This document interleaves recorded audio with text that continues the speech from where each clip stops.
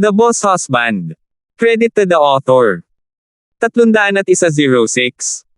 Ang mga pangalan po na nandito ay galing sa mga name generator.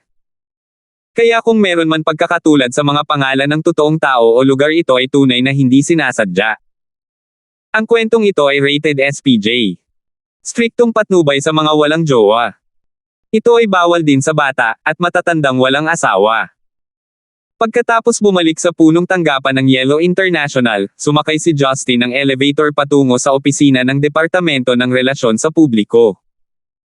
Dahil hapon na, maraming manggagawa mula sa departamento ang lumabas upang makipagkita sa mga kliyente. Walang laman at tahimik ang opisina. Naglakad si Justin sa pintuan ng punong tanggapan ng departamento ni Melinda na may magaang hakbang at pinaikot ang buhol. Dahil hindi nakalock ang pinto ay agad siyang pumasok ng patagilid bago nilock ang pinto. Si Melinda ay abala sa pagwawasto sa kanyang upuan. Bihira lang na hindi siya nagsusuot ng contact lenses, pero black-framed spectacles sa halip. Ang hitsura kung saan ang kanyang matangkad na ilong ay sumusuporta sa bigat ng mga salamin sa mata ay naka-highlight ng isang uri ng mapang-akit at intelektual na kagandahan.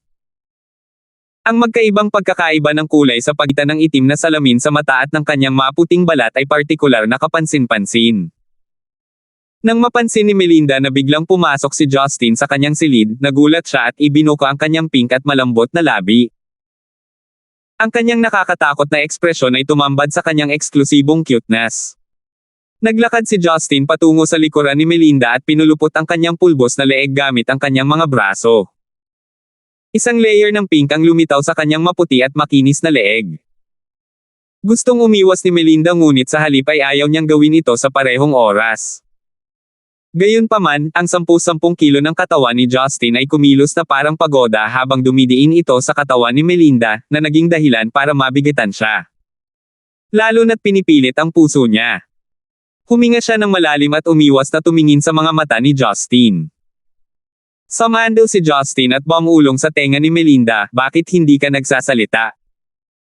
Nakayuko, sumagot si Melinda, "Pakakawalan mo ba ako kung gagawin ko?" "Ayoko," diretsyong sagot ni Justin. "Pumunta ka dito para lang gumawa ng ganito?" Tanong ni Melinda, hindi nasisiyahan. Ang ngiti sa mukha ni Justin ay medyo pervert. Kung may salamin sa harap ni Justin, malamang na mapapahiya siya sa sarili niya. Hinalikan si Melinda sa kanyang pisngi, binitawan ni Justin ang kanyang leeg. Naglabas siya ng SD card sa kanyang bulsa at ipinasok sa computer ni Melinda. "Buksan ang folder ng video sa loob at tingnan," sabi ni Justin. Medyo nalilito si Melinda, ngunit sinunod pa rin ang tagubilin ni Justin. Pagkatapos buksan ang folder, nag-click siya sa video para i-play. 3 segundo lang ang itinagal ng mukha ni Melinda na kasing pula ng isang mature na pulang halaman, na mukhang hindi kapani-pani walang nakakaakit. Sa screen ng computer, 2 lalaki at isang babae ang prangka sa isa't isa. Nagdikit ang kanilang mga katawan at gumagawa ng mga hindi tamang galaw. Ang mga alon ng pananalita at tunog ay hindi labas sa imahinasyon ni Melinda. Sila ay ang mga kliyenteng nakilala ko kaninang hapon. Kinailangan talaga nilang ilagay ang palabas na ito para sa akin. Sa tingin mo ba ito ay masaya? Nakangiting tanong ni Justin. Lumingon si Melinda at tumingin kay Justin na hindi niya alam kung paano magre-react. "Naayos mo na naman sila. Huwag mong isipin na hindi ko alam na nagbitiw si Department Head Marquez pagkatapos niyang paglaruan ka." Naalala ni Justin ang insidente kung saan pinilit niya ang department head na si Marquez at ang kanyang maliit na kasintahan sa isang dula noong araw na iniligtas niya si Melinda. Napakalinaw na parang kahapon lang. Sa hindi inaasahang pagkakataon, naging manliligaw niya si Melinda pagkatapos ng ilang buwan. Ang babaeng pinaghirapan ni Department Head Marquez na makuha ngunit nabigo, sa wakas ay sumunod kay Justin. Pinatay ni Melinda ang video sa kanyang computer at inalis ang SD card bago ito ibalik kay Justin. "I had enough, keep it to yourself. Kailangan ko pang magtrabaho, baka umalis ka na."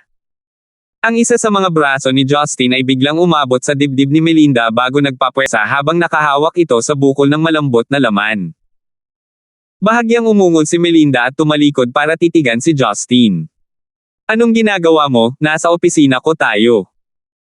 Bagamat alam niya ang ibig sabihin ni Justin nang hilingin niyang i-play ang video, hindi pa rin naglakas loob si Melinda na magdulot ng napakalaking kaguluhan sa opisina. Ang mga hininga ni Justin ay talagang mabigat. Bumulong siya sa tabi ng tenga ni Melinda, nakakita ako ng ganoong performance noong hapon at nakakonsumo ako ng hindi dapat. Mamamatay ako sa pagpipigil kung hinahabol mo ako ngayon. Galit na inilayo ni Melinda ang mukha ni Justin gamit ang kanyang braso. Gusto mo nang may bulalas, pumunta ka para hanapin ako. Ako ba ang gamit mo para sa paglabas ng hangin?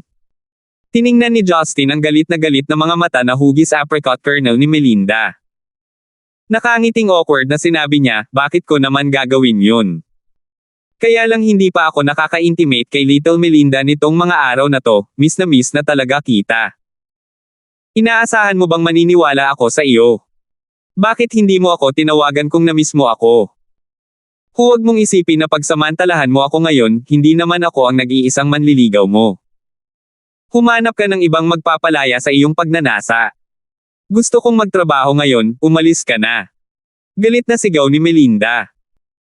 Tiningnan ni Justin ang itim na suit ng opisina ni Melinda na mababa ang kwelyo, ipinakita ang puting sando sa loob na may mga butones na puti gatas na natahi sa gitna nito. Nakapulupot ito sa kanyang dalawang bukol ng matatangkad na laman ngunit medyo masikip, dahilan para magkaroon ito ng paminsan-minsang mga puwang. Isang bakas ng purple ang makikita sa mga gaps, natural itong violet flower pattern na bra ni Melinda, na sobrang nakakaakit. Excited lang si Justin kanina. Ngayong labis na naaakit sa magagandang tanawin sa harap ng kanyang mga mata, hindi na niya napigilan ang kanyang nakakabaliw na pagtatago ng mga male hormones. Little Melinda, saan mo nakuha ang puting kamisete na ito? Napakaganda ng pambili.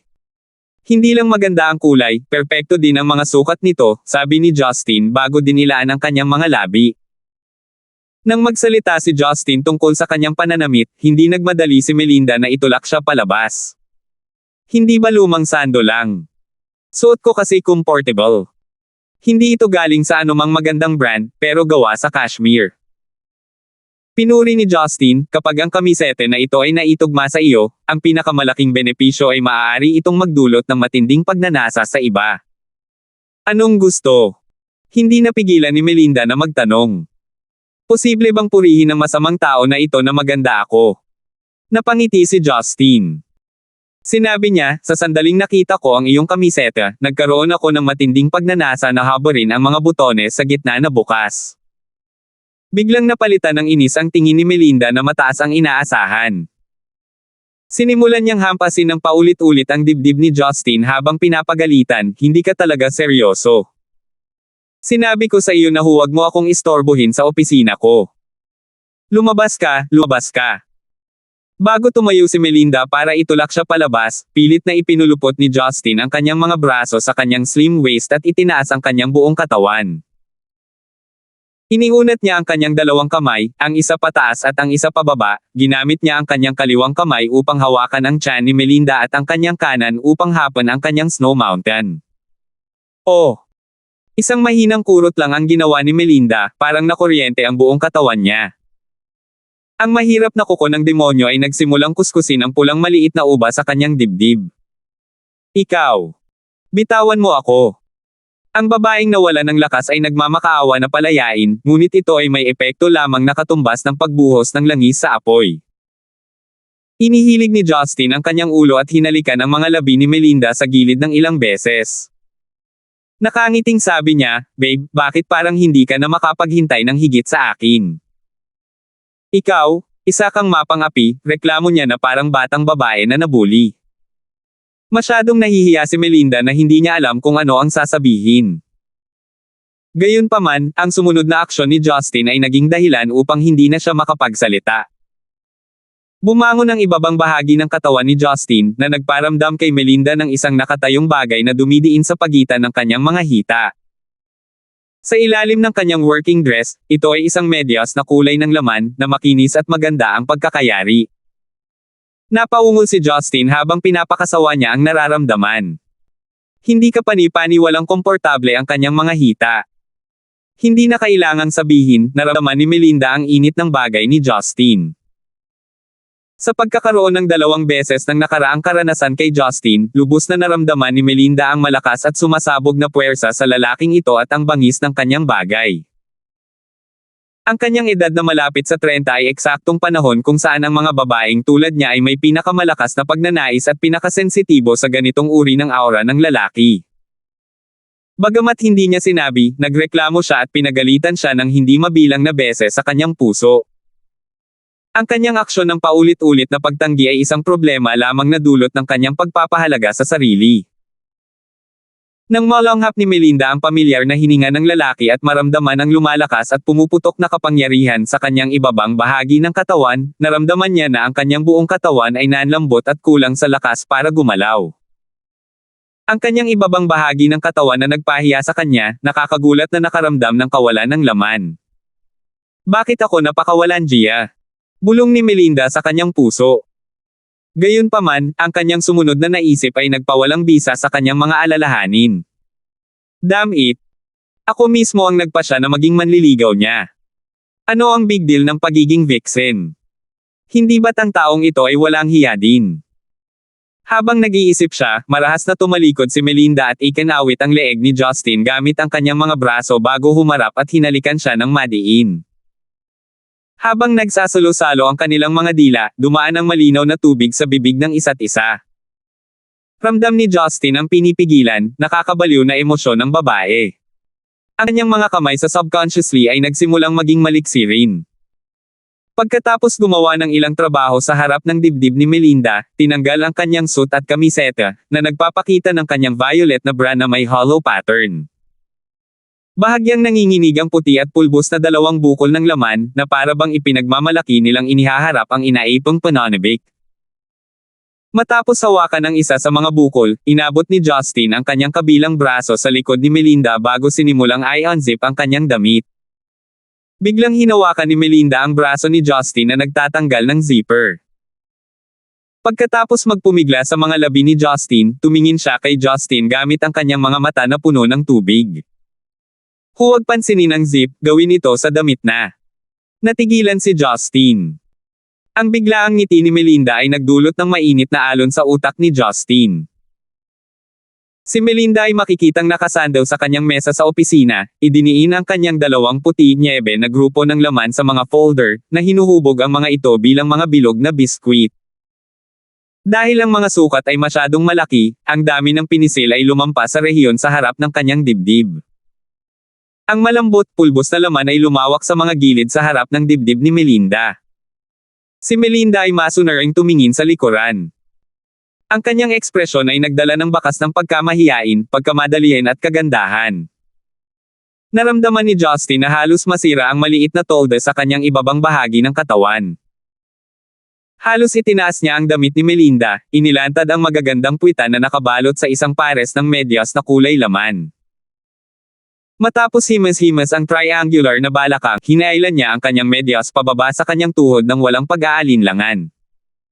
Biglang naramdaman ni Melinda na ang kanyang hardin ay nalantad sa hangin.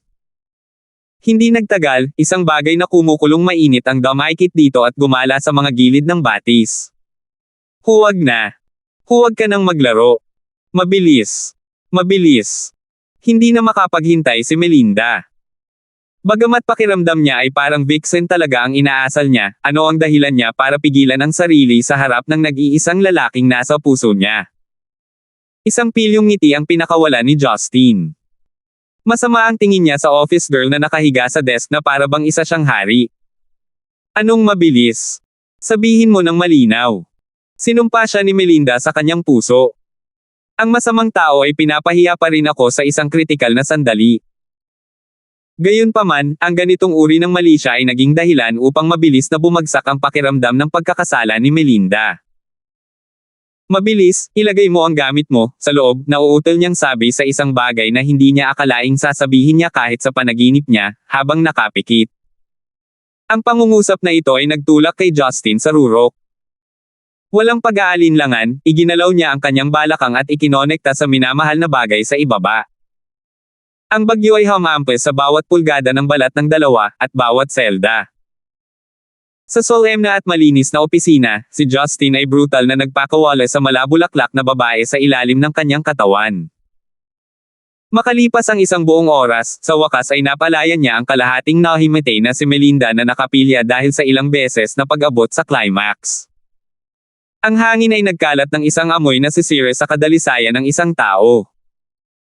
Napakaraming nakakahiyang likido nasa leather chair ni Melinda at nakakalat din sa carpet sa tabi ng desk. Hinalikan ni Justin ang namumula na pisngi ni Melinda. Nakangiting sinabi niya, "Little Melinda, gusto mo bang linisin ko ito ng tissue? Ikinararangal kong makasama ka." Masakit at mahina ang katawan ni Melinda. Pakiramdam niya ay inilagay ang kanyang mga buto sa mga ulap na labis na nagpaginhawa sa kanya. Gayunpaman, nang si Justin ay gusto niyang linisin siya at agad na hawakan ang bahagi ng kanyang katawan, agad itong tumayo at tinakpan ang lugar. "Poting," she said. "No way, I'll do it myself. Kung gusto mong gawin ulit mamaya, mamamatay talaga ako dito ngayon."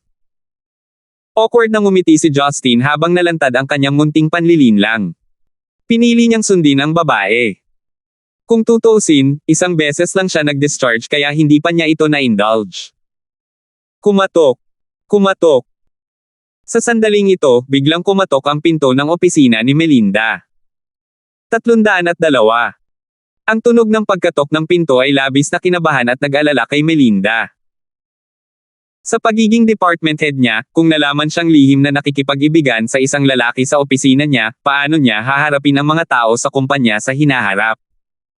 Bahagyang sumimangot si Justin at inayos ang kanyang pantalon. Bago siya pumasok sa silid, nakita niyang nakahiga o abala ang mga kasamahang babae sa labas.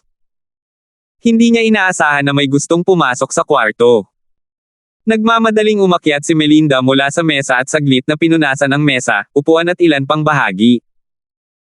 Bagamat walang nakikitang abnormal, lubos na alam ni Melinda na ang post-climax residue sa kanyang mukha ay madaling makita ng isang may karanasang individual. Higit pa rito, nakakulong siya kasama si Justin na nag-iisa sa kanyang opisina sa ilalim ng sikat ng araw. Ang bawat tao ay magkakaroon ng isang espesyal na pag-iisip. Mamamatay ako, mamamatay ako. Lahat ng ito ay dahil sa iyo. Marahas na inilipit ni Melinda ang braso ni Justin. Ngumiti ng mapait si Justin. Malambot, sabi niya, "Iyan din kasi I have your cooperation. Gagaling ka, sabihin mo lang nasa gitna tayo ng diskusyon para sa trabaho. Anong trabaho ang mayroon ako na nangangailangan ng iyong input? Makakaisip ka ba ng isang disenteng kasinungalingan?" Inilibot ni Melinda ang kanyang mga mata. Sa sandaling ito, isang banayad at pamilyar na boses ang umalangaw sa labas ng pinto. "Melinda, nasa loob ka ba?" Nanindigan ang nerbiyos ni Justin. Si Talia iyon. Nanlambot ang mga binti ni Melinda habang pinalalaki niya ang kanyang malaki at puno ng tubig na mga mata. Hindi niya alam kung ano ang isasagot. Saglit na naging komplikado ang ekspresyon ni Justin bago siya tahimik na naglakad papunta sa pinto. "Anong ginagawa mo?" Hininaan ni Melinda ang kanyang boses. Nang makita niyang direktang bubuksan ni Justin ang pinto, halos lumipad palabas ang kanyang puso. Masama lang kung makita siya ng ordinaryong staff sa Public Relations Department, lalo pat mapansin siya ni Talia. Hindi kasama ang katotohanan na si Talia ay dating superior niya, siya ay kasalukuyang isa sa mga taong namamahala sa kumpanya. Kung makikita ang side niyang ito, hindi ba siya mag-iiwan ng masamang impresyon? Ngumiti si Justin kay Melinda ng maluwag bago bahagyang binuksan ang pinto. Binuksan lamang niya ang lapad ng isang tao, at commendat kay Talia na nakatayo sa labas. Naisip ni Talia na maaaring naidlap lang si Melinda. Gayunpaman, nang mabuksan ang pinto, napansin niyang si Justin iyon. Bakit nandito ang lalaking ito sa ganitong oras? Munting Talia, huminto ka sa panaginip. Pumasok ka kaagad. Mahinang sabi ni Justin. Si Talia ay nalilito pa rin. Pumasok siya sa silid dahil hiniling sa kanya ni Justin. Pagkatapos noon ay mabilis niyang isinara ang pinto. Ang matangkad na si Talia ay mukhang kaakit-akit gaya ng dati. Nakatali ang mahaba niyang buhok, nagsuot siya ng puting trench coat at isang matingkad na pulang scarf at may hawak na folder sa kamay. Mukha lang siyang fashion model na naglalakad sa opisina, pero halatang lumapit siya kay Melinda tungkol sa trabaho. Pagpasok sa silid, napansin niya ang isang pamilyar ngunit nakakahiyang amoy sa pagitan ng kanyang bibig at ilong. Inangat ni Talia ang kanyang ulo upang tingnan si Melinda na magulo ang buhok at damit. Namumula ang kanyang mukha, at hindi niya magawang tumayo ng tuwid sa tabi ng desk ng opisina, pati na rin ang mga magulong file na nakakalat kung saan-saan. Si Melinda ay hindi nang ahas na tumingin kay Talia habang si Justin ay sinadyang gumawa ng seryosong aksyon. Hindi kasama ang katotohanang matalino si Talia, ang amoy ng mga hormone at ang kanyang pangunawa kay Justin bilang karagdagan sa kanyang personal na karanasan ay agad na naging dahilan upang maunawaan niya ang nangyari kanina. Agad na namula si Talia nang maramdaman niyang napaka-awkward ng sitwasyon. Ang mukhang mayabang at nakakamatay na manliligaw na lalaki sa tabi niya ay nakatulala pa rin at nakangiti sa kanya ng makulit. Bagamat siya mismo ay isang mistress din, na ang ibig sabihin ay kailangan niyang tiisin ang lahat ng sakit na dulot ng lalaki, nakaramdam pa rin siya ng labis na hindi komportable kapag nasaksihan niya ang isang bagay na walang katotohanan. Department Head Morris, may kailangan ka ba? Nauutal na sabi ni Melinda habang sinusubukan niyang kumilos ng mahinahon. Muling namulat si Talia. Mabilis niyang sinagot, "Oh." Isang isyu ang bumangon para sa pagtatapos ng taon na financial integration ng Public Relations Department. Pumunta ako dito para pag-usapan ito. Parang hindi maginhawa ngayon, di ba? Nang matapos siyang magsalita, napansin ni Talia na mali ang sinabi niya. Anong abala? May napansin kasi akong mali sa kanila syempre. Gusto niyang umarte na parang walang nangyari sa una. Hindi na may save ang sitwasyon. Nais ni Melinda na makahanap ng tahi sa lupa at mag-drill sa sarili nito. Tapos na ako. Para akong seductress sa paningin niya. Sa ilalim ng sikat ng araw, nalaman ko ang paggawa ng ganoong uri ng bagay sa isang lalaking may asawa. Ito ba ay posibleng isang bagay na kailangang tiisin ng bawat may bahay? Nang makitang walang masabi sina Melinda at Talia, pumunta si Justin sa office desk ni Melinda at sinimulang ayusin ang mga magugulong folder doon. Habang inaayos niya ang mga gamit, ngumiti si Justin at sinabi kay Talia, halika rito, walang abala. Sarili nating mga tao. Natigilan sandali si Talia bago tuluyang naunawaan ang ibig sabihin ni Justin. Haharapin ba niya ako? Si Melinda ay naguguluhan din. Tumingin siya kay Justin na may pagdududa at tumingin kay Talia. Tumigil sa paggana ang isip niya. Nang makita si Talia na nakatayo pa rin sa tabi ng pinto, mapait na ngumiti si Justin habang sinabi niya, Little Talia, itigil mo na ang pagde-daydreaming doon. Gusto mo pa bang umarte na parang walang nangyari? Hanggang dito na lang tayo, ipokrito ako kung susubukan kong itago ito sa iyo, at magsisinungaling ka sa sarili mo kung umasta ka na parang hindi mo pa naiisip ang mga bagay na hindi mo pa nagagawang lihim. At tanggihan ang kanyang ginagawa. Huminga ng malalim si Talia, na para bang nag-iipon siya ng lakas ng loob. Naglakad siya pasulong at binigyan si Justin ng nakakamatay na titig bago ngumiti kay Melinda na ang katawan ay naninigas. Sa totoo lang, hindi maganda ang pakiramdam ko tungkol dito, ngunit alam ko rin na hindi ka ganoon. Mahirap ba maging manliligaw at may bahay?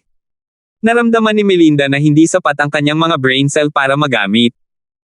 Ang sitwasyon ay lumampas sa kanyang imahinasyon. Ang mga salita ni Talia ay tila nagpapahiwatig na mayroon din siyang isang uri ng relasyon kay Justin. Department Head Morris, ikaw ba ay kanya? Bago matapos magsalita si Melinda, tumango si Talia. Oo, para hindi ka na mahiya. Tingnan mo kung gaano ako kakapal ang balat, napakakapal na hindi ko na alam ang kahihiyan. Pinahinto ni Justin si Talia sa pagsasalita. Little Talia, ano ang pinagsasabi mo? Bakit parang nakakatakot? Kailangan nating harapin ang isyo kung gusto nating makahanap ng solusyon. Tingnan mo, matuwid ako nakatayo sa harap ninyo bilang salarin. Kung gusto mong ikumpara ang kapal ng balat, ang akin ang dapat ang pinakamakapal. Oh, alam mo rin na makapal ang balat mo. Pumunta ka dito para maghanap ng mga babaeng paglalaruan mo sa oras ng trabaho. Hindi ka ba marunong mag-behave? Kung ibang tao ang nang-aasar na dumating ngayon, nasaksihan kayong magkasama ni Melinda at napansin ang kakaibang amoy, ano sa tingin mo ang magagawa mo? Biglang napagtanto ni Melinda na ang eksena ng krimen ay hindi pa lubusang nalilinis. Mabilis siyang naglabas ng bote ng air freshener at nag-spray sa paligid bago siya tuluyang nakahinga. Nakangiting mapait, sinabi ni Justin, ito ay lahat ng mga kemikal, ang iyong katawan ay masisira kung gagamitin mo ito ng sobra. Kailangan ko bang gamitin ito kung hindi ka dumating? Galit na tanong ni Melinda bago nagngangalit ang kanyang mga ngipin. Gayunpaman, mabilis niyang napagtanto na naroon pa rin si Talia. Halos mabaliw siya sa pagsasabi ng ganyan sa harap nitong katulad na species, na para sa kanya ay napakahiwaga. Napabuntong hininga si Talia. Hindi na siya nakaramdam ng kaba at pagkabalisa. Sa katunayan, matagal na niyang pinaghandaan ang araw na ito nang sabihin ni Justin na hindi lang siya ang kanyang manliligaw. Nakangiting mapait, sinabi niya kay Melinda, pareho naman tayong walang authentic na gamit kaya hindi mo kailangang kabahan sa harap ko. To put it in a good way, we're both comrades. To put it in a bad way, we're both similarly vixens. So we're equal at the end of the day. Gustong-gusto mong mag-guilty, dun. Ang kuneho ay hindi kumakain ng damo sa labas ng kanyang pugad, ang taong ito sa kabilang banda ay kumain ng lahat. Naramdaman ni Melinda na may katuturan ang sinabi ni Talia. Dahil si Talia ay isang mistress din, nangangahulugan ito na hindi sila naiiba sa isa't isa. Pagkatapos ay naramdaman nilang mas malapit sila sa isa't isa nang maramdaman nilang hinawakan sila. Hindi napigilan ni Justin na mapabuntong hininga sa kanyang puso habang nasaksihan ang kawalan ng kakayahan at pait na kinaroroonan ng dalawang babaeng mahal niya. Hindi inaasahan ng isa na magiging patas ang mundo. Walang sino man ang makapaglilinaw ng damdamin sa pagitan ng mga lalaki at babae mula noong sinaunang panahon. Pagkatapos ng ilang sandali ng katahimikan, hindi talaga alam ni Justin kung ano ang sasabihin para maging maayos ang sitwasyon. Sa wakas, sinabi niya, how about having dinner together tonight? My treat? I'm fine with eating anything. Halos sabay na dumapo sa kanya ang malamig na tingin ni Natalia at Melinda. Tumingin sila sa kanya ng walang ekspresyon. Sa sitwasyong ito, sa tingin mo ay malulutas mo ang lahat sa pamamagitan lamang ng pagpapagamot sa amin para sa hapunan. Tanong ni Talia. Ganyan ba tayo kadaling masiyahan? Sa tingin mo ba madali tayong lokohin gaya ng 3 taong gulang? Tanong ni Melinda. Dahil sa problema, napakamot si Justin sa likod ng kanyang ulo. My too much respected ladies, can you don't do this to me? You can vent your feelings or even scold me. Alam kong minsan talaga akong umaarte na para halimaw, but I never intended to hide things from you guys, or even trick you. I don't know how things ended this way, I merely followed my feelings to reach this step. If I was to give up any of you guys as well, I will not only hurt you guys, not only I will feel to hurt you. Ipaliwanag ito sa iyo. Ito ang gusto kong sabihin. Maari niyo akong sampelan, pagalitan, o kagalitin man lang. Pero hindi mo ako masusuklam, yun ay dahil mahal ko kayo. I promise, maliban sa stupid name column sa marriage certificate, I can give you anything you want, as long as it is something I have. Matapat niyang ipinahayag ang kanyang mga iniisip. Inabot ni Justin ang bulsa ng kanyang kamiseta at gustong humahit ng sigarilyo, ngunit naalala niyang nasa opisina siya kaya awkward niyang binawi ang kanyang kamay at nagsimulang maglakad ng paikot-ikot. Ito ay napakahirap. Noong nasa ibang bansa pa ako, kailan pa ako nahirapan dahil sa mga problemang dulot ng mga babae. Kaya nga sabi ko love isn't something great. Ang tawag sa akin ng mga tao ay Diyos, ngunit kahit ang mga Diyos ay hindi kayang lutesin ang issue, lalo na ang mga normal na tao. Matapos makinig si Natalia at Melinda, tumalikod silang dalawa at nagpunas ng kanilang mga mata. Sa tingin mo ba ikaw ang direktor ng Women's Federation o isang eksperto sa psikolohiya? Bakit mo kami binigyan ng sesyon ng pagpapayo? Hindi namin kinuha ang mga bagay sa aming mga puso, ano ang iyong minamadali? I know right? Hindi ba napag-usapan natin kung saan tayo kakain ngayong gabi? Kailangan nating uminom para sa mga kasama natin, di ba, Melinda? Kinindatan ni Talia si Melinda. Tumango si Melinda. Nakangiting sabi niya, may alam akong magandang Italian restaurant, dadalhin ko ang department head Morris doon. Huwag mo na akong tawaging department head, tawagin mo na lang akong Talia, nakangiting sabi ni Talia. Okay, Talia. Ngumiti si Melinda at nagpout. Mukhang na-relieve na niya ang sarili niya. Bahagyang naaliw si Justin nang makita niyang pansamantalang kinalas ng dalawang babae ang mga buhol sa kanilang mga puso. Nakangiting pumunta siya sa harap at sinabing, "Dalhin mo ako, my treat." Tiningnan siya ng masama ni Talia. "Bakit gusto mong sumama sa dinner ng dalawang babae? Bakit mo kami gustong i-treat? Hindi naman sa wala kaming pera. Kung wala kang ibang gagawin, lumabas ka na lang. Kailangan pa nating pag-usapan ang tungkol sa trabaho." "Hoy, hindi mo magagawa ito. Paano mo hindi pinapansin ang iyong lalaki ng ganito?" Hindi nasisiyahan si Justin. "Mas kamukha mo yan. Naiisip mo bang pagsilbihan ka namin tulad ng aming Panginoon pagkatapos ng hapunan kung sasama ka sa amin? Siyempre magiging mabuti kung iyon ang kaso," awkward na sabi ni Justin habang nakangiti. Nagkatinginan sina Melinda at Talia bago sabay na itinulak si Justin sa pinto, isa sa magkabilang gilid. "Umalis ka. Gusto naming magtrabaho. Huwag mo akong itulak, hindi ba ako makakalakad sa sarili ko?" Hindi alam ni Justin kung ano ang maramdaman. Nagsisimula na ba silang iwasan ako? Matapos itulak si Justin palabas ng silid, tumawa ang dalawang babae habang nakatingin sila sa isa't isa at nakita ang sarili nilang mga mukha sa mata ng isa't isa. 303. Matamaan ko man ang puwitan ng aking babae o hindi ay walang kinalaman sa kanila, papatayin ko ang sinumang hindi makatanggap nito. Lalo na gumaan ang pakiramdam ni Justin pagkalabas ng opisina ni Melinda. Hindi man niya alam kung ano ang pag-uusapan ng dalawang babae, buti na lang at neresolba niya ang awkward na sitwasyon sa pagkakataong ito, para hindi lumala ang kanilang relasyon. Habang si Justin ay medyo kalmado kanina, ang kanyang puso ay hindi masyadong mapayapa. Dahil lahat sila ay matalino, imposibleng magulo niya ito. Nasabi lang niya ang kanyang mga iniisip, at sa kabutihang palad ay hindi nagdulot ng labis na kaguluhan. Naglakad si Justin sa entrance ng elevator ng gusali at pinindot ang down button. Pagbukas ng pinto, may nakatayong dalawang babae sa elevator. Itinaas ni Justin ang kanyang ulo upang tingnan bago matigilan. Sila ay si Marian na nakasuot ng dark blue, medyo lumang damit, at ang kanyang assistant na si Danica Wu. Hindi alam kung si Marian ay magtatrabaho o magkakaroon ng inspection sa isang random na palapag, ngunit ang katotohanan ng bagay ay siya ay kasalukuyang nasa elevator. "Papasok ka ba o hindi?" Udyok ni Danica habang nakatingin kay Justin na nakatulala sa labas ng elevator. Hindi tumugon si Justin sa kanyang parang bata at tahimik na pumasok sa elevator bago tumayo sa tabi ni Marian. Tahimik ang elevator. Naramdaman ni Justin na makikita siyang sinasadyang magdulot ng hindi magandang sitwasyon kung tahimik siyang nakatayo doon. Kaya, tinanong niya, pupunta ba si Boss Lysander para sa isang inspection? Kumunat ang noo ni Danica at sinabing, kailan ba naging concern ang schedule ng CEO? Malamig na ngumiti si Justin.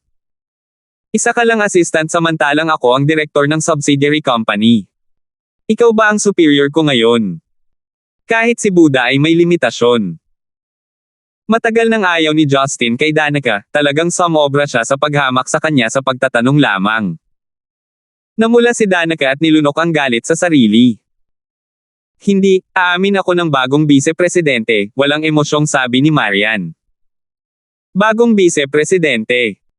Nagtataka si Justin kung bakit ganoon ang nangyari. Mula nang mamatay si Kevin Lysander, lahat ng kanyang share ay nailipat sa mga kamay ni Marian. Ang taong namamahala sa multinational na kumpanya na Yellow International ay karaniwang si Marian. Ang mga pagpupulong ng mga shareholders sa kumpanya ay mahalagang ginawa para sa mga formal na layunin. May vice president man o wala ay depende sa mood ni Marian. Dahil ang babaeng ito ay may espiritu ng isang workaholic sa halos lahat ng oras, at ang Departamento ng Relasyon sa Publiko ng Yellow ay mahusay na gumaganap, ang posisyon ng Vice President ng kumpanya ay tila talagang dagdag. Hanggang sa magkasakit si Marian sa oras na iyon, ipinasa niya kay Talia ang ilang responsibilidad ng kumpanya bago siya maginhawang ipinagkatiwala bilang isang vice-presidente, ngunit ito ay walang iba kundi isang titulo. Karamihan sa mga gawain ay ginawa pa rin ni Marian mag-isa. Si Justin ay natural na makaramdam ng kakaiba kapag narinig niya ang isang bagong vice-presidente na darating. Sa wakas nagbago na ba ang isip niya? Sinusubukan ba niyang bawasan ang kanyang trabaho? Ito ay para sa mga pagpapatakbo ng produkto ng bagong material na kailangan para sa pakikipagsosyo sa Mayon Corporation. Nagpadala kami ng isang propesyonal sa kumpanya ng bawat isa upang mapagan ang mga proseso ng komunikasyon at pamamahala, maikling paliwanag ni Marian. Dahil ang bagong material ay matagumpay na binuo at ang yugto ng marketing ay agad na susunod, ang bahagi ng merkado ni Yellow ay tataas ng husto at ang workload ay tataas din.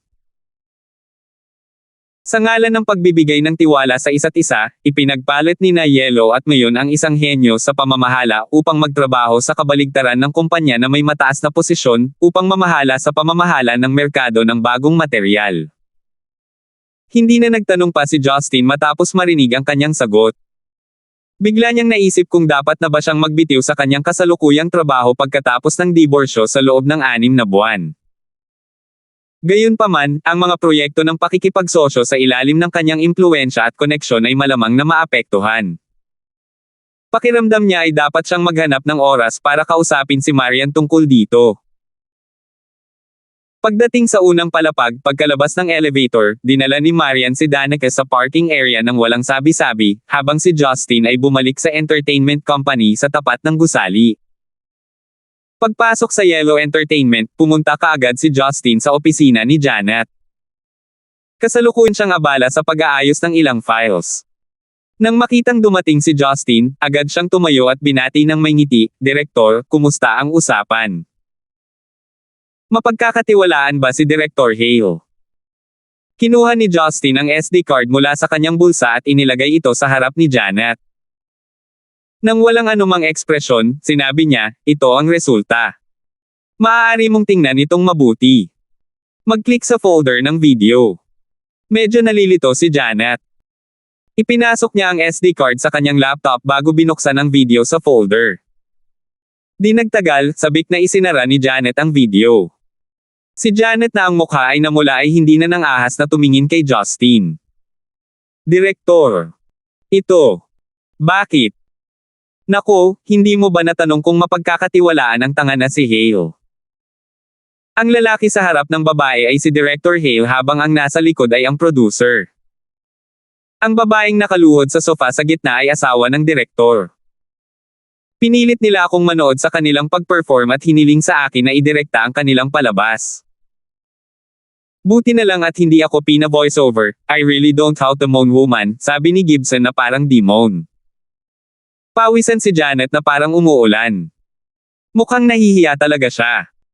"Direktor, sisiguraduhin kong suriing mabuti ang kabilang panig bago simulan ang isang talakayan. Ako.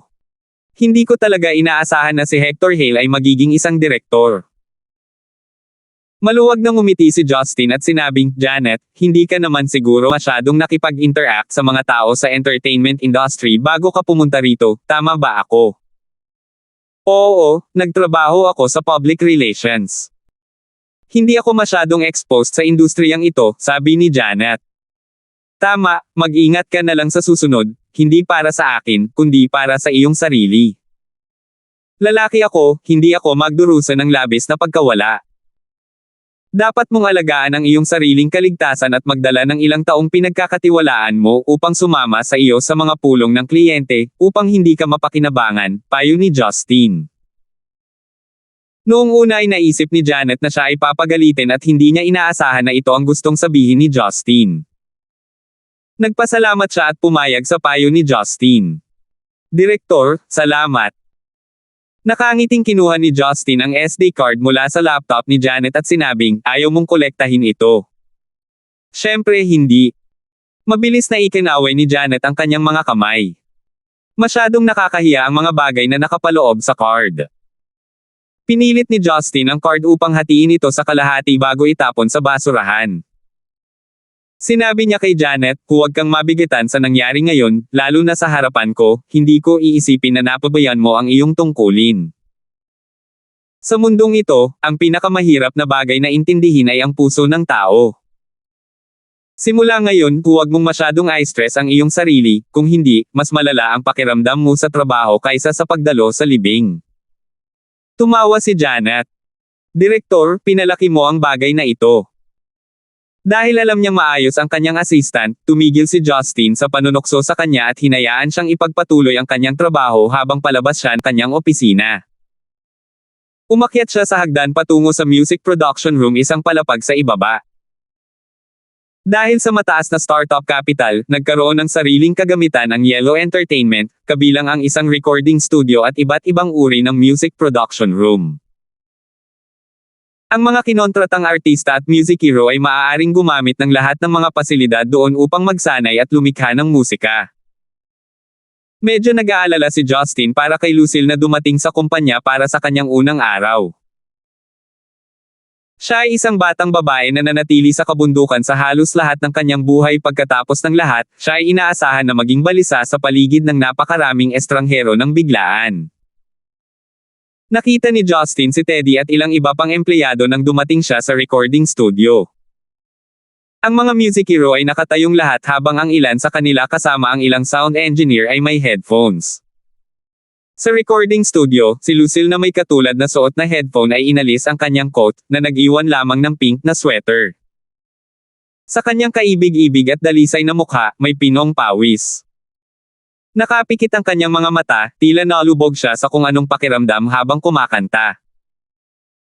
Nang mapansin ni Teddy ang pagdating ni Justin, agad niyang tinapik ang mga balikat ng kanyang mga kasamahan bago nagpakilala, ito si Director Gibson. Ang ilan sa inyo ay hindi madalas pumupunta rito, mabilis na kilalanin siya hanggat maaari. Nakipagkamay si Justin sa ilan sa kanila na may mahinang ngiti sa kanyang mukha. Ipinaalam sa kanya ni Teddy ang background ng mga taong ito, karaniwang mga producer at music hero sila na nakakontrata sa kumpanya. Nang malaman nilang ang binatang ito ang may hawak ng pinakamataas na posisyon sa kumpanya, hindi nila maiwasang magulat, ngunit hindi sila naglakas loob na tingnan siya ng masama. Ano man ang awtoridad o background, tiyak na hindi maaaring kumatawan ang edad. I saw you guys really absorbed kanina, napakagaling ba kumanta ng pinsan ko dito? Tanong ni Justin. Paulit-ulit na tumango ang isang music hero. Pinsan ba talaga siya ni Director? Like brother like sister talaga. Sa mga awit na nakita ko sa buong buhay ko, ang boses ni Miss Lucille ay madaling marang sa top 3. Higit sa lahat, may isang uri ng unpredictability at flexibility sa kanyang boses na parehong bihira sa mga babae ngayon. Siguradong may kaugnayan ito sa kanyang aura. Tama, ang kanyang boses ay katangi-tangi. Hanggat ang kanyang falsetto at treble ay pulido, siya ay angkop na kumanta ng isang malaking hanay ng mga kanta, sabi ng isa pang music hero. Medyo nagulat si Justin. Tumingin siya kay Lucille na seryosong kumakanta sa recording studio bago kinuha ang isang pares ng headphones at isinuot iyon. Nagpatugtog ang headset ng isang kahindek-hindek na lumang kanta.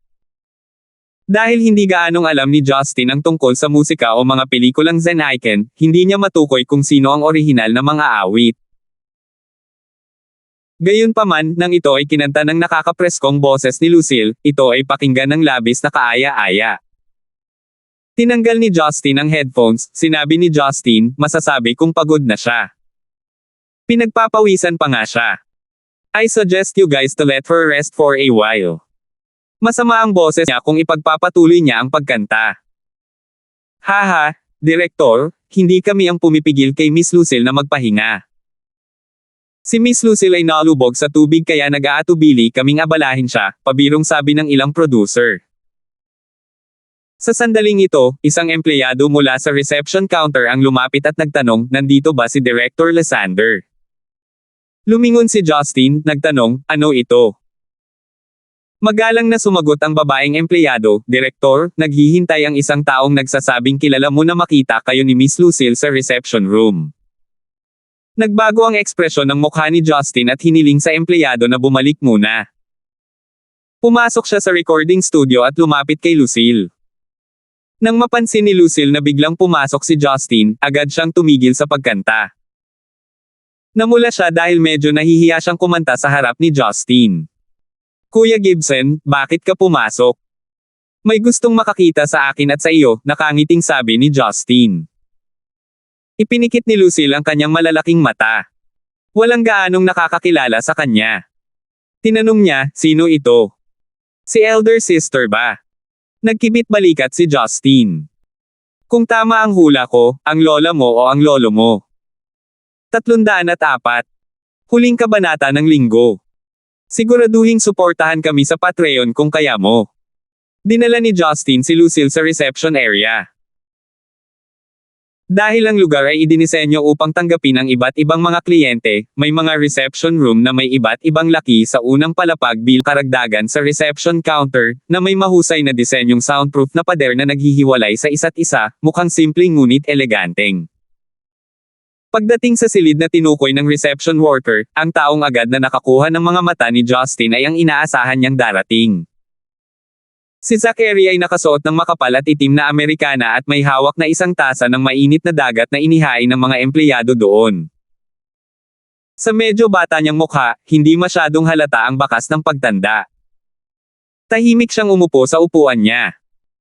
Naglabas siya ng malakas na aura kahit hindi siya nagsasalita. Ang gray robe na nakasuot ng gray na roba ay katulad ng dati. Tahimik siyang nakatayo sa isang sulok ng silid na nakayuko, na para bang anumang oras ay matutulog na siya. Nang makita ang pagdating nina Justin at Lucille, isang mahina at magalang na ngiti ang lumitaw sa solemna at mahigpit na mukha ni Zachary. Siyempre, ito ay lumitaw dahil lamang kay Lucille. Lucille, halika kay Lolo. Kinawayan ni Zachary ang kanyang kamay kay Lucille. Nang makita ni Lucille si Zachary, ang kagalakan ay lumitaw sa kanyang mukha noong una, ngunit siya ay tumingin ng medyo contradiction. Pagkatapos mag-alinlangan ng ilang sandali, masunurin pa rin siyang pumunta sa tabi ni Zachary. Hinailan ni Justin ang isang upuan para sa kanyang sarili at umupo, bago tumawid ang kanyang mga paa at humikab.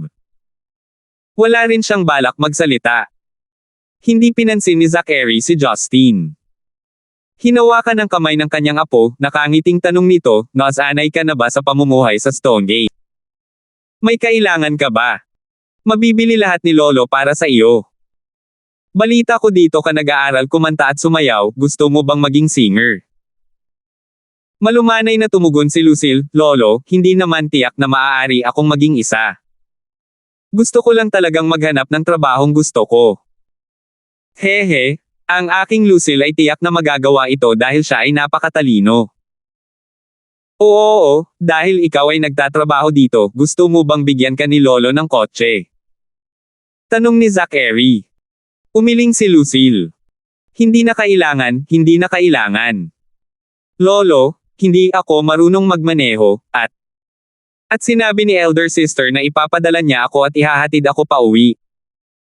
Si Zachary ay mukhang tuwang-tuwa. Lucille, ikaw. Tinawag mo si Marian elder sister. Hindi mo siya galit. Si Justin na nakaupo sa tabi ay tumingin din kay Lucille. Nagtataka siya kung paano tumingin si Lucille kay Marian. Siya ay nanatili sa Abos Morgana mula pa noong bata pa, dapat na mas makatuwiran na kinasusuklaman niya si Marian. Siya ay apo ng isang may bahay kung tutuusin. Bakit ko siya kamumuhian? Mahinang sabi ni Lucille. Nakakaawa talaga si Kuya dahil wala siyang ginawang masama. Lola lang ni Kuya sister ang dapat kinamumuhian ni Lola dahil iyon ang usapan nina Lolo at Lola. Nararamdaman ko lang na pareho kami ng dugong dumadaloy sa aming mga katawan. Basta't maganda ang pakikitungo sa akin ni elder sister, gusto ko rin siya. Medyo namula ang mga mata ni Zachary.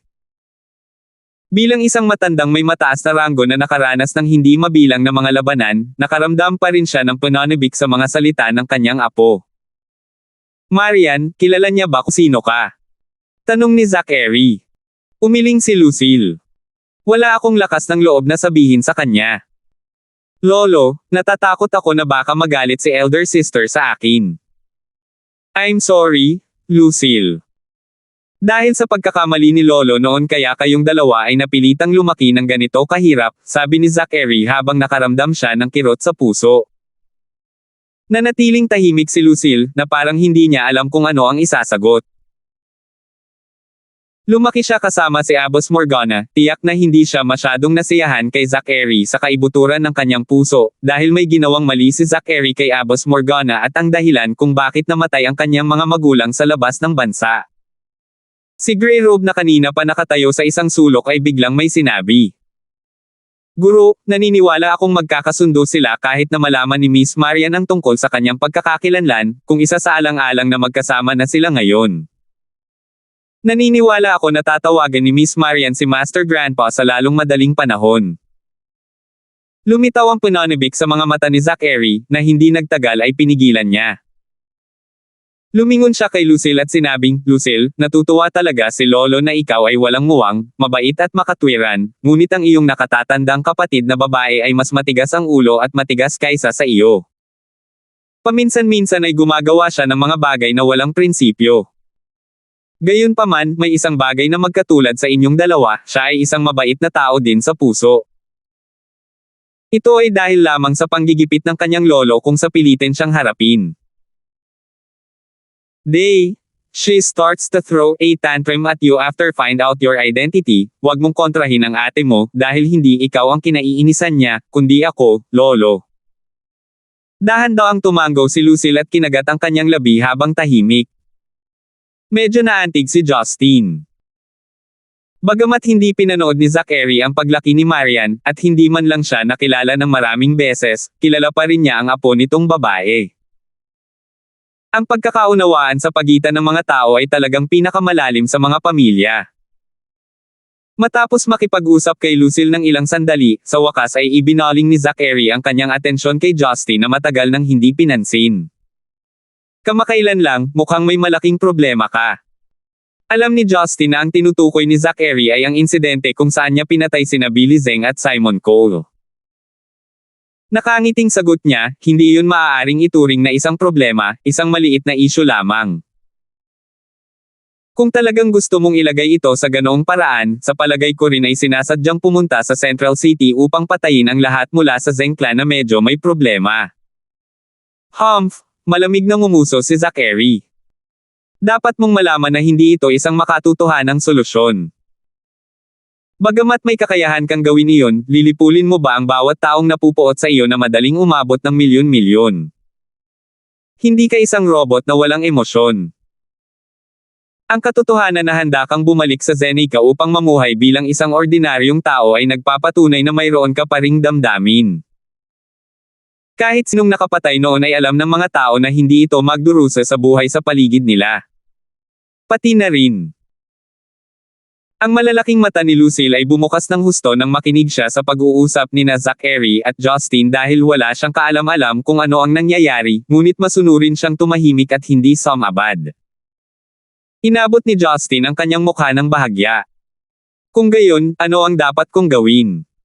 Nag-iisip pa nga silang patayin ang apo mo. Bagamat lubos ko siyang kayang panatilihing ligtas, ano ang mangyayari sa ibang mga taong mahalaga sa akin? Hindi ako 3 armas at 3 ulo, wala akong ibang pagpipilian kundi ang lipulin sila at alisin ang kanilang mga ugat. Magtiwala ka, hindi na mangyayari ang bagay na iyong inaalala, nakangiting sabi ni Zachary. Nakakunot ang noo, nagtanong si Justin, ano ang ibig mong sabihin? Sa pinakakaunti, ang angka ng Zeng ay tiyak na hindi kikilos ng hindi makatwiran bago matapos ang halalan ng Zen Icon sa susunod na taon, maliban kung nais nilang tanggalin sa gobyerno ng Zenica, sabi ni Zachary nang may kumpiyansa. Nag-isip sandali si Justin. Posible bang na-pressure mo sila? Bagaman ang pamilyang Lysander ay may ilang uri ng awtoridad, hindi kami kailanman nasangkot sa pagitan ng gobyerno at mga angkan. Higit pa rito, ang taong nagpakita ng mukha ay mas kapaki-pakinabang kaysa sa akin, sabi ni Zachary. Nang makita ang palihim na pagkilos ni Zachary, iba't ibang posibilidad ang lumitaw sa isip ni Justin. Sa wakas, isa lang sa kanila ang posible. Gayunpaman, nakaramdam siya ng matinding pagkasuklam sa sandaling naisip niya ang dahilan. Ayoko ng mga abala. Ang paghinga ni Justin ay naging hindi pantay. Kaya kong harapin ang lahat ng ito sa aking sarili. Justin. Biglang sumigaw si Zachary. Seryoso niyang sinabi, akala ko noon pa man ay mas mature kang lalaki kaysa sa ibang kaedad mo. Mukhang hindi na ito ganap na totoo. Sa mundong ito, hindi lahat ay kayang lutisin sa pamamagitan ng pagpatay. Iyan ang pinakamababang solusyon, mas alam mo ang tungkol dito kaysa sa iba. At saka, sa mundong ito, hindi mo maitatanggi ang pagkakaroon ng isang bagay, dahil lang sa hindi mo kayang gawin ang mga bagay na iyon. Tumakas sa kanila. Dumilat si Justin. Lumitaw ang lamig sa kanyang mga mata. Kung gusto mo lang akong sabihan ng kalokohan ng ganyan, hindi ako interesado kahit konti. Kung binabasa mo ito mula sa ibang site, ang kabanatang ito ay ninakaw mula sa Liberspark.com. Huminga ng malalim si Zachary at humigop sa kanyang tsaa. Sabi niya, sige, may sasabihin pa ako sa iyo. Bilisan mo, malapit nang matapos ang oras ng trabaho ko. Medyo naiinip si Justin. Dapat mong malaman na ang Dragon Group at Water Dragon ay kulang sa manpower sa mga araw na ito. Kaya, simula sa katapusan ng buwang ito, magsisimula na tayong mag-recruit ng bagong batch ng mga elite bilang backup team ng Red Flame Iron Brigade. Dahil nangangailangan sila ng malupit na pagsasanay at pagtatasa, sana ay mabigyan mo sila ng patnubay sa aktwal na labanan bilang kanilang pangunahing tagapagturo. Sabi ni Zachary. Bahagyang kumunat ang noo ni Justin. Hindi niya napigil ang matawa. Hindi mo ba ako pinuproblema sa ganitong paraan? Kung ako ang magiging pangunahing tagapagturo, hindi ba't idinedeklara ko na nasa iisang pamilya ako sa inyo? At saka, hindi ito nakikinabang sa akin sa anumang paraan. Una, ikaw lang ang magiging pangunahing tagapagturo sa ibabaw. Tiyak na hahayaan mo ang iba na magturo para sa iyo sa karaniwang mga araw. Huwag mong isipin na hindi ko alam na nagpadala ka ng isang grupo ng mga mersenaryo na kilalang kilala sa dagat Mediteraneo at Persian Gulf na pinangalanang Zea Eagles. Ito ay eksaktong ganitong uri ng mga taktika mula sa isang world-class na mersenaryong organisasyon na ibibigay ko sa iyo ang tulong sa pagsasanay na kulang pa rin ako sa aming organisasyon sa pagsasanay. May pakialam ka kahit papano, hindi ka mahuhuli ng walang kamalay-malay kapag nakaharap ang isang kalaban tulad ng Zeng Clan. Pagkatapos magsalita ni Zachary, humigop siya ng kanyang tsaa at matiyagang naghintay ng tugon ni Justin. Nanatiling tahimik si Justin. Tiyak na kaakit-akit ang deal ni Zachary sa ilang mga paraan, lalo na ang proteksyon na maibibigay niya, na isang bagay na nakakasakit ng ulo niya. Sa pagtatapos ng araw, hindi siya makapagpadala ng malaking bilang ng mga mersenaryo sa Zenica upang protektahan ang mga tao sa paligid niya. Hindi man sila tatutol, naging makasarili pa rin sa kanya na ipagpaliban ang kanilang nakagawiang trabaho, na siyang dahilan kung bakit maliit na team ng Sea Eagles ang hiniling niya noon mula sa Sauron. Nang naisip niya ang diborsyo sa pagitan nila ni Marian kalipas ang 6 na buwan, napagpasyahan niya na mas mabuti pa rin para sa kanya na tretuhin si Zachary ng mas magalang dahil mawawalan siya ng koneksyon sa oras na iyon. Tumango si Justin. Walang problema, ngunit kailangan itong gawin sa dilim. Subukan ang iyong makakaya upang hindi ipaalam sa labas ng mundo ang tungkol sa aking pakikilahok. Isang malabong ngiti ang lumitaw sa mukha ni Zachary. Huwag kang mag-alala, natural na naiintindihan ko ang mga kahihinatnan. Makikipag-ugnayan ulit ako sa iyo kapag kailangan ka naming makibahagi. Pagkatapos ng kanyang talakayan, pinayuhan ni Zachary si Lucille na alagaan ang kanyang sarili bago umalis sa kumpanya na may gray robe. Di nagtagal, nakatanggap si Lucille ng tawag mula kay Marian. Hinilingan siyang bumaba at umuwi kasama si Marian.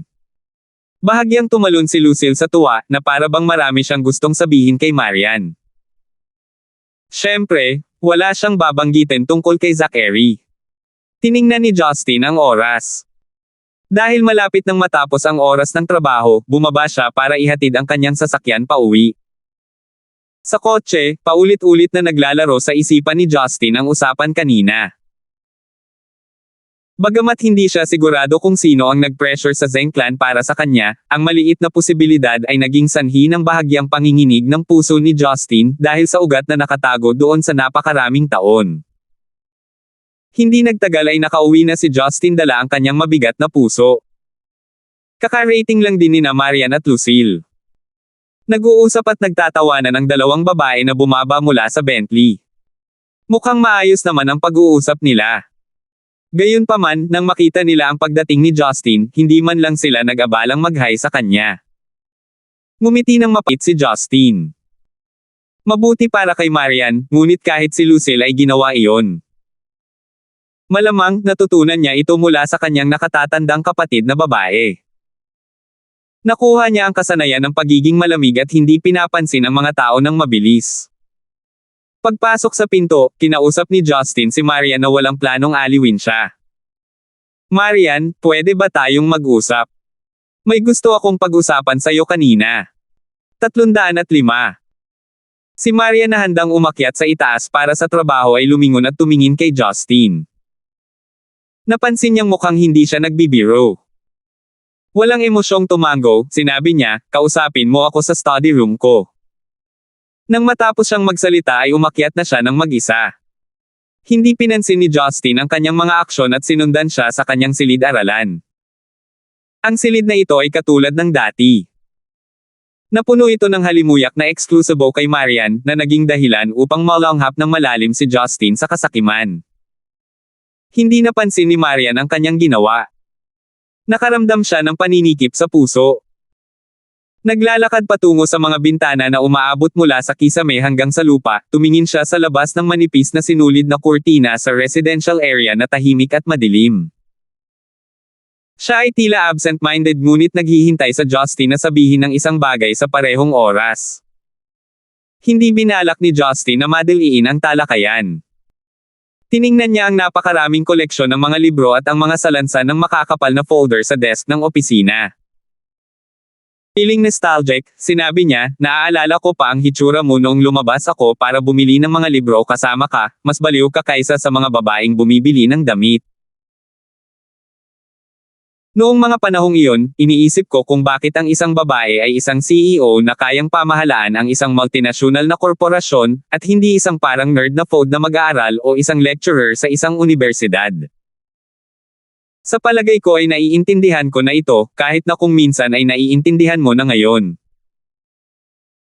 Gawin mo ito, kahit papaano ay makakapagpakita ka pa rin ng magagandang resulta habang ang ilang mga bagay ay palaging hindi kumpleto kahit paano mo ito bawiin. Mukhang nag-iisip si Marian. Nakita niya ang refleksyon ng lalaki sa salamin na bintana sa kanyang harapan. Nakatayo siya doon na may bahagyang ngiti sa kanyang mukha at tila nagkukwento. Nanatiling tahimik si Justin saglit. Tinanong niya, natapos mo na bang basahin ang mga librong binili mo kanina? Oo, mahinang sabi ni Marian. Tumango si Justin bago bumantong hininga. Ang mga libro. Kung paano dapat pangalagaan ng isang babae ang relasyon ng mag-asawa, natapos mo na rin ba itong basahin? Oo, ngunit nakalimutan ko ang tungkol sa kanila, sagot ni Marian. Maaaring dahil napansin mong hindi sila kapaki-pakinabang. Paano may lalapat ang normal na logika sa isang relasyon na tulad natin? Sabi ni Justin na parang hinahamak ang sarili. Sa kasal na ito na nakatakdang mauwi sa isang patay na dulo, ang ating mga pakikibaka ay walang ibang epekto kundi ang pagpasok ng mas malalim sa isang kumunoy. Habang tayo ay gumagalaw, mas mabilis tayong nahuhulog. Bahagyang nanginig ang mga balikat ni Marian. Kinagat niya ang kanyang mga labi, sinabi niya, gusto mo bang magsalita ng walang kaparirikan tulad nito? Umiling si Justin. Munting panaguy lang mula sa akin dahil sa pagkabagot. Gusto kong pag-usapan ang seryosong bagay. Sinubukan mo akong tanggapin at nag-effort para matuloy ang kasal natin, binigyan mo ako ng pagkakataong mag-business trip at dinala ako sa isang piging ng mga matataas na klase, at ngayon, ginawa mo akong direktor ng bagong kumpanya. Bagamat iba't ibang problema ang lumitaw, alam kong lahat ng ginagawa mo ay para sa akin. Oh, kaya marunong ka rin magpasalamat, sabi ni Marian habang malamig siyang ngumiti. Alam ko, ngunit hindi ko palaging ginagawa, sagot ni Justin. Kung gayon iniisip mo na ngayon na magpasalamat at bayaran ako? Tanong ni Marian. Tinitigan ni Justin ang babaeng hindi lumingon sa lahat ng oras na ito, at sinabing, bagamat gusto kong gawin ito, napansin kong wala akong magagawa para sa iyo maliban sa pagsisikap na hindi ka masaktan, kaya pakiramdam ko ay hindi ko dapat maapektuhan ang paglago ng iyong kumpanya. Ngayong nakaupo na ako sa posisyon ng direktor ng Yellow Entertainment, bago lang ako nagsimula ng ilang mga pangunahing proyekto at iniisip ko kung ako ba ay may mga responsableng proyekto. Dapat akong umalis sa kumpanya o magpatuloy sa pag-upo sa posisyon. Kung magdiborsyo tayo pagkalipas ng 6 na buwan, dapat kong pakinggan ang iyong opinyon. Kung sa tingin may ayos lang, pagkatapos ay ipagpatuloy ko ang pag-upo sa posisyon. Bagamat hindi ko magagarantiyahan na kikitain ko ito ng malaking pera, sisiguraduhin kong uunlad ang kumpanya ng normal. Kung ayaw mo na akong makita sa oras na iyon, aalis ako at i-delegate ang aking mga gawain ng maayos. Ito ang gusto kong pag-usapan. Marahas na tumalikod si Marian. Hindi alam kung kailan ang kanyang mukha na kasing lamig ng jade ay may 2 linya ng luha na dumaosdas pababa. Dahil alam mo na nag-effort ako ng sobra, at hindi nakita minamaliit tulad ng simula, paraan mo ba ng pagbabayad at pagpapasalamat sa akin para hiwalayan ako? Hindi inaasahan ni Justin na iiyak si Marian pagkatapos ng kanyang sinabi. Nakaramdam siya ng kirot sa puso at hindi niya alam kung paano siya sasagutin. Matapos huminga ng malalim, sa wakas ay sinabi ni Justin, nakita mo kung anong uri ako noong dumating sina Billy Zheng at Simon Cole noong araw na iyon. Bagamat sinabi ni Simon Cole na ikaw ang may kasalanan, ang pangunahing dahilan kung bakit namatay ang pamilya Cole ay ako. Gumawa ako ng isang bagay upang mapuksa si Dongxing, na isang unyon na kanilang pinagsamahan, at naging sanhi ng pagkawala ni Simon Cole sa iyo at kay Wang. Nangyari lang dahil magkasama tayo. Wala pang 1 taon mula nang makabalik ako sa bansa, at kalahating taon pa lang akong nasa tabi mo. Pero, higit sa 1 beses ka nang nahaharap sa kamatayan. Ayokong maulit yun, dahil magdurusa ka sa ganyang karanasan kapag lalapit ako sa iyo. Natatakot ako na. Darating ang araw na hindi ako makakarating sa tamang oras para iligtas ka. Wala na ba akong kaaway pag nawala ka? Naiinis na tanong ni Marian. Hindi bababasa, ang iyong mga kaaway ay kung sino ang maaari mong harapin, habang ang mga taong naaakit ko ay may kakayahang kunin ang iyong buhay, sabi ni Justin. Bumalatay ang galit at galit sa kanyang magagandang mata. Sa wakas, ngumuso siya sa pang-aalipusta. Justin, lahat ng sinasabi mo, at ang paraan ng pag-iisip mo, ay talagang bata. Tahimik na tumingin si Justin sa babae na biglang nagbago ng tono nang walang sinasabi. Sinusubukan mo lang tumakas sa realidad dahil natatakot ka, at ayaw mong managot, gumagamit ka ng dahilan na hindi man lang dahilan para hiwalayan ako. Malamig na sabi ni Marian. Kung sasabihin mo sa akin, Marian, hindi kita gusto, hindi ako interesado sa iyo, pagkatapos ay iiwan kita bago mo pa man banggitin ang diborsyo, at hindi ko iisipin na kasalanan mo ito. Gayunpaman, ang lahat ng sinasabi mo sa akin ngayon ay nagpapahiwatig na hindi ka payag na hiwalayan, bakit kailangan mong ipagsiksikan ako sa ganitong dahilan? Ipinikit ni Justin ang kanyang mga mata sa paghihirap. Hindi ito ang iniisip mo. Bahagyang namula ang mga mata ni Marian. Coldly, she asked, then what is it? Do you dare to tell me you'll similarly abandon the other women around you after our divorce? Don't think that I'm blind. I don't know how many women you have, but Talia definitely isn't the one. I'm not stupid. I don't talk about it because I said that I know that I don't interfere. I'm not qualified to complain about your affairs pero ngayon sinasabi mo sa akin na aalis ka dahil natatakot ka na masaktan ako kapag kasama kita. Habang nagsasalita siya, karaniwang tinanong ni Marian ang kanyang huling tanong sa paraang sumisigaw. Paulit-ulit na tumataas baba ang kanyang dibdib dahil sa nag-uumapo na emosyon.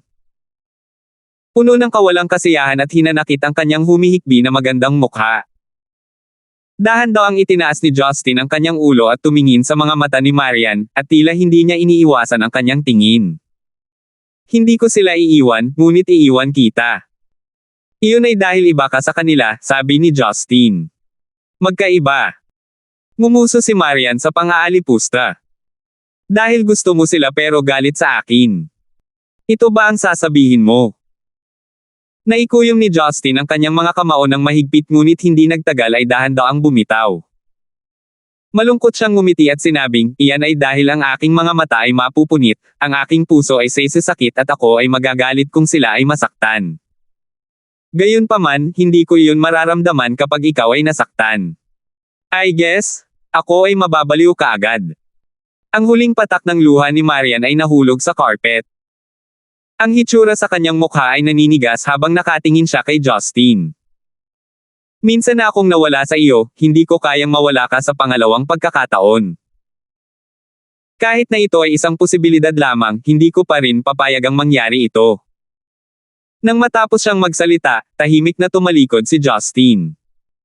Dala ang mabibigat na yabag, lumabas siya ng study room. Talo na naman. Bakit naman? Si Marian ay nakatayo sa harap ng bintana ng walang pag-iisip habang nakatingin sa pinto na dahan-daang sumara. Hindi niya alam kung ano ang gagawin. 306. Minsan na akong nawala sa'yo, hindi ko kayang mawala ka sa pangalawang pagkakataon. Kahit na ito ay isang posibilidad lang, hindi ko pa rin papayagan na mangyari ito. Justin. Inayos ni Justin ang kanyang emosyon at bumaba. Walang kakaibang makikita sa kanyang mukha. Si Lucille na bumalik kasama si Marian ay nanunood ng telebisyon sa sofa. Nagpapatugtog ang telebisyon ng isang music event na hindi alam ni Justin sa mga taong ipinakita. Si Lucille ay medyo seryoso pagdating sa musika at sayawan. Tiyak na tila ang pinakamainit na mga awit sa hinaharap ay umuusbong mula sa aming bahay, sabi ni Justin na nakangiti. Bahagyang namula si Lucille. Ang bahay natin. Naramdaman ni Justin na nakakaaliw tingnan ang nahihiyang hitsura ni Lucille. We've lived together before after all, hindi mo naman ako ipagkakait na pinsan mo pagkatapos mong maging singer di ba? Bakit ko gagawin iyon? Nahiya si Lucille matapos tanungin ang tanong. Tumingin si Justin sa likod at napansin na abala pa rin si Yuna sa kusina.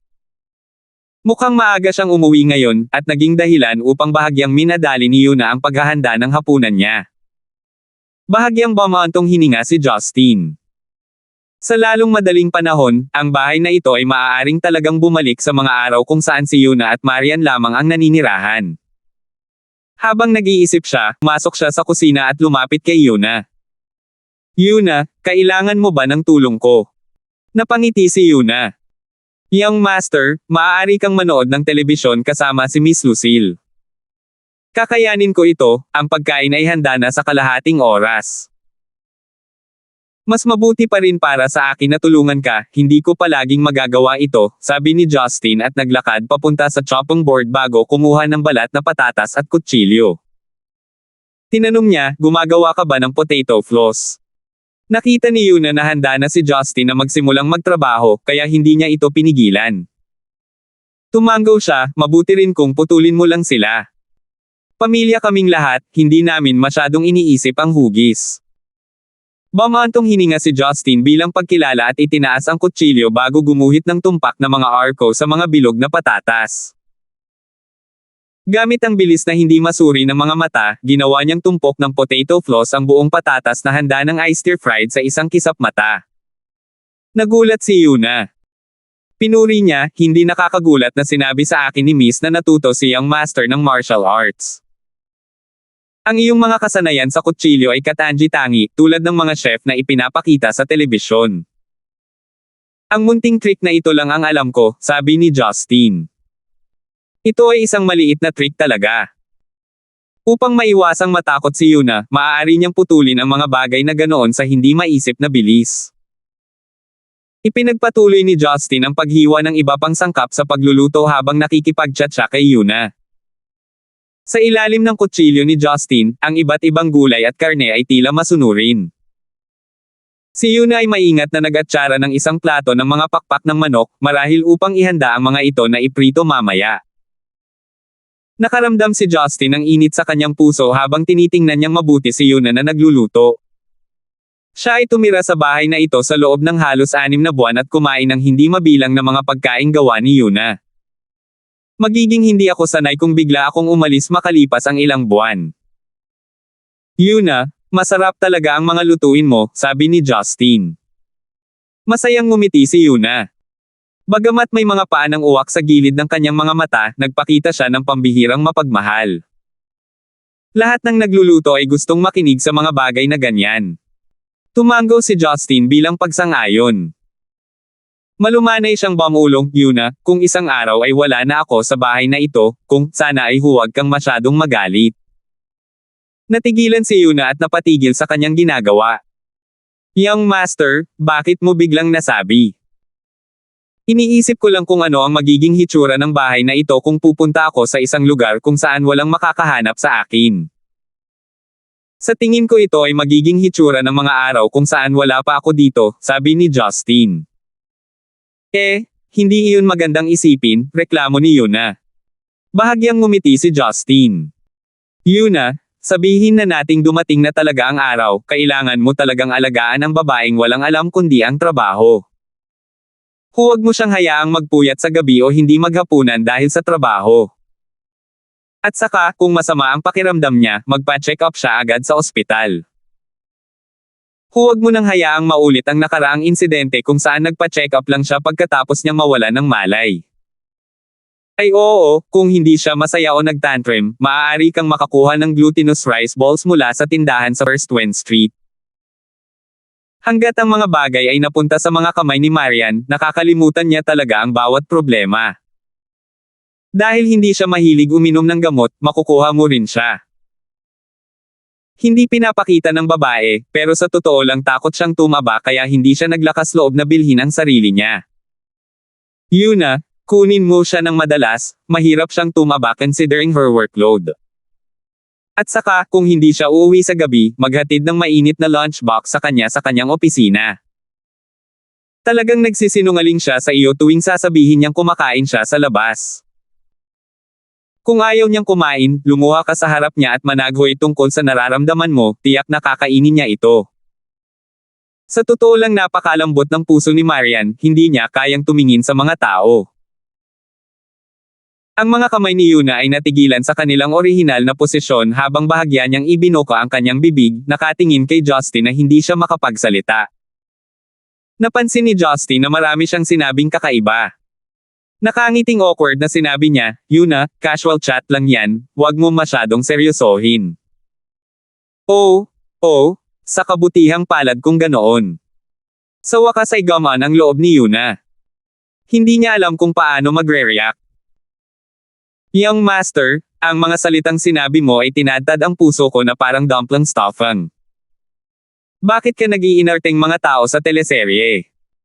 Ang mga mata ko ngayon ay naluluha na kahit nasa katandaan na. Young master, parang kung ano lang ang masasabi mo. Kung wala ka na talaga, talagang malungkot ang buhay nating dalawa. Bakit ganoon? Kung wala na ako rito, maaari pa rin kayong mamuhay ng comfortable dahil ang pera ni Marian ay maaaring isalansan upang mabuo ang Great Wall of Zenica, sabi ni Justin. Napabuntong hininga si Yuna.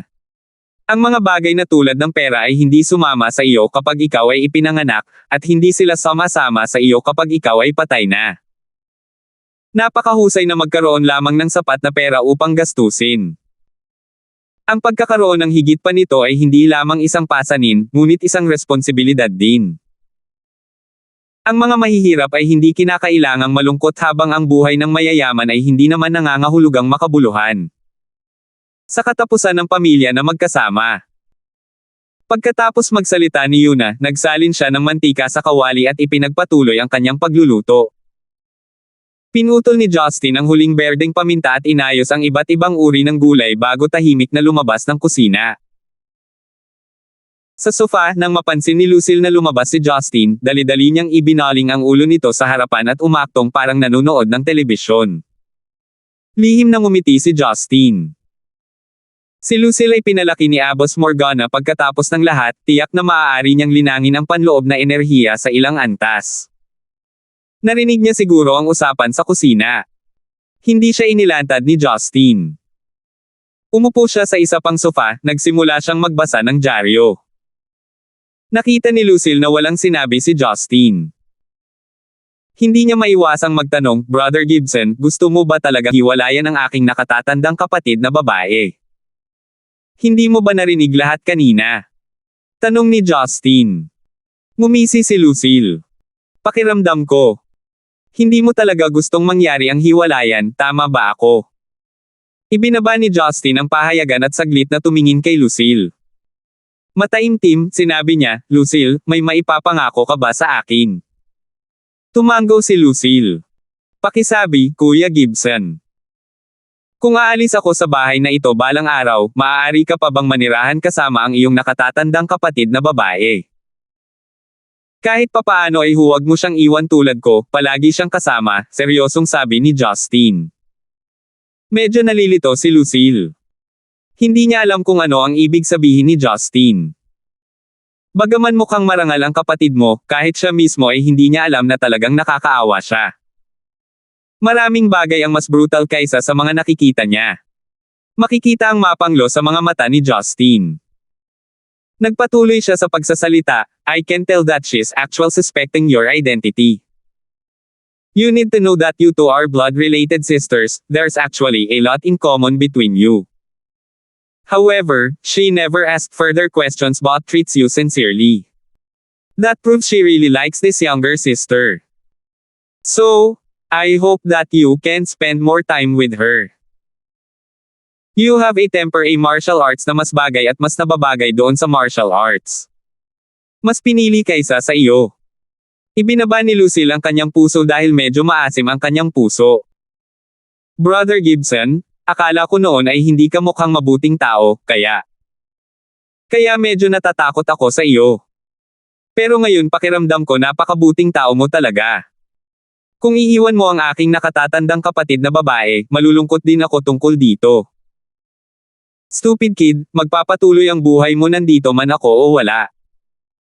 Umiikot ang planet Earth kahit sinong umalis. Kahit na umalis ako, mabubuhay pa rin ng maayos ang nakatatandang kapatid mo, nakangiting sabi ni Justin. Tumango si Lucille. Naiintindihan ko, tutuperin ko ang pangakong ito. Pagkaraan ng ilang sandali, natapos na ni Yuna ang paghahanda ng pagkain. Tinulungan siya ni Justin at Lucille na buhatin ang mga pinggan habang umakyat si Yuna para tawagan si Marian pababa para kumain. Gayunpaman, pagkaraan ng ilang sandali, bumaba si Yuna na medyo walang magawa. Sabi niya, hindi ko alam kung ano na naman ang pinagkakaabalahan ni Miss. Hiniling niya sa akin na ipadala ang pagkain sa itaas para sa kanya. Palagi siyang nag-aalala. Sinabi ni Justin, ayos lang, kailangan ni Yuna na magtrabaho ng kaunti at magpadala ng pagkain sa itaas. Buntong hininga. Sanay na sanay si Yuna na gawin ito. Mabilis siyang kumuha ng pagkain at ipinadala ito sa itaas para kay Marian. Pagkatapos kumain, nagsuot ng overcoat si Justin at kinuha ang susi ng kotse. Sinabi niya kina Lucille at Yuna, lalabas ako para makipagkita sa isang tao, hindi niyo na ako kailangang hintayin dahil baka gabi na ako bumalik. Nang matapos siyang magsalita ay lumabas na siya at pumasok sa kanyang sasakyan bago nagmaneho palayo sa gabi. Salamat po at sinamahan ninyo ako, ingat lagi mga master.